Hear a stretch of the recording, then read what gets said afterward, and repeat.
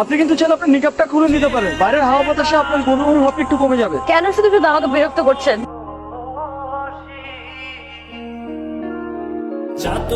আপনি কি কোনো প্রবলেমে পড়েছেন? আপনার কি কোনো সাহায্য দরকার? আপনি আবার আমাকে বিরক্ত করতে এসেছেন।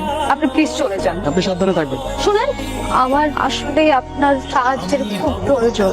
তো আপনি কোথায় যাবেন? আমি আসলে বাসা থেকে পালিয়ে এসেছি।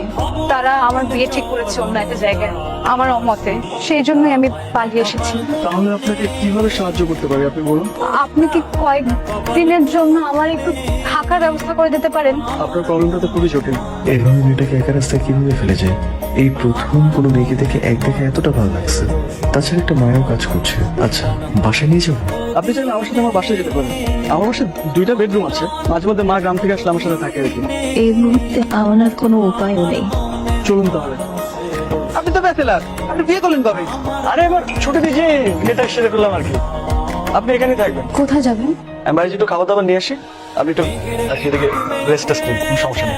আমি রান্না করতে পারি। আমার বাসায় রান্না করার মতো তেমন কিছু নেই। আমি বাইরে যাই, না হলে এখন আমাদের খাবারগুলো নিয়ে আসি, আর কিছু বাজারও নিয়ে আসলাম সাথে।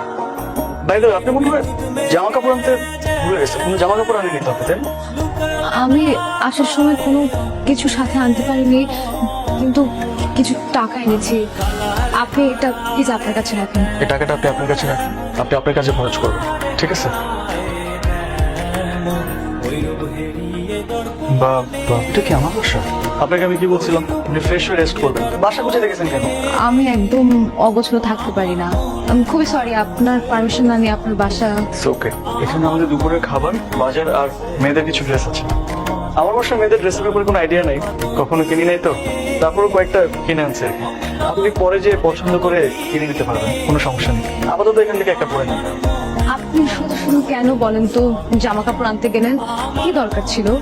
এই, তো আপনি কি ডিসিশন নিছেন? সারা জীবনে একই জামায় থাকবেন? আমি তো অফিসে টিফিন বক্স নিয়ে যাই না, কিন্তু বাড়ি থেকে খেয়ে যাই। তো আপনি লাঞ্চ করবেন না? ব্যাচেলারদের আর কি অপশন আছে বলুন? এমনি তো আমার রান্না করার অভ্যাস খুব কম। আচ্ছা, আমি যে কদিন আছি সেই কয়দিন না হয় বাসার খাবার খান। আচ্ছা, ধরেন আমি বাসার খাবার খেলাম। এখন বাসার খাবার যদি আমি অফিসে নিয়ে যাই, তারপর যদি আমার কলিগরা বলে যে বাসার খাবার কই থেকে আসলো, তখন আমি তাদেরকে কি বলবো? কি আর বলবেন? বলবেন আপনার মানে বলবেন আপনি বাসায় একটা কাজের লোক রেখেছেন, সে রান্না করে দিয়েছে। আর যদি কোনো প্রবলেম হয় আমাকে ফোন করবেন, আমি আমার নাম্বারটা এটা সেভ করে দিচ্ছি। কেমন? ঠিক আছে। চাচা, আপনি? শুনলাম তুমি নাকি বিয়ে করেছো, বিয়ে করে বউ নিয়ে আসছো, তাই বৌমাকে দেখতে চলে আসলাম। আমাদের বাড়িওয়ালা চাচা, রশিদ চাচা। সালাম দাও। সালাম চাচা। ওয়ালাইকুম আসসালাম। বৌমা তো দেখতে খুবই সুন্দর, তোমাদের দুজনকে খুব মানিয়েছে। রাফি তোমার ছেলের মতো, খুব ভালো ছেলে। শুনলাম রাফি বিয়ে করে বউ নিয়ে এসেছে, তাই তোমাকে না দেখে আর থাকতে পারলাম না। তুমি খুব ভাগ্যবতী যে রাফির মতো একটা ছেলে পেয়েছো। আমি দোয়া করি তোমরা যেমন সারা জীবন একসাথে সুখে শান্তিতে থাকতে পারো।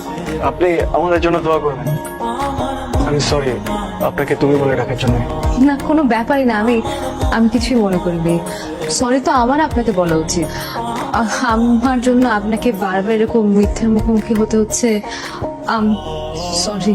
আমি তো আপনাকে বলেছি আমি সবসময় আপনার বন্ধু হয়ে আপনার পাশে আছি।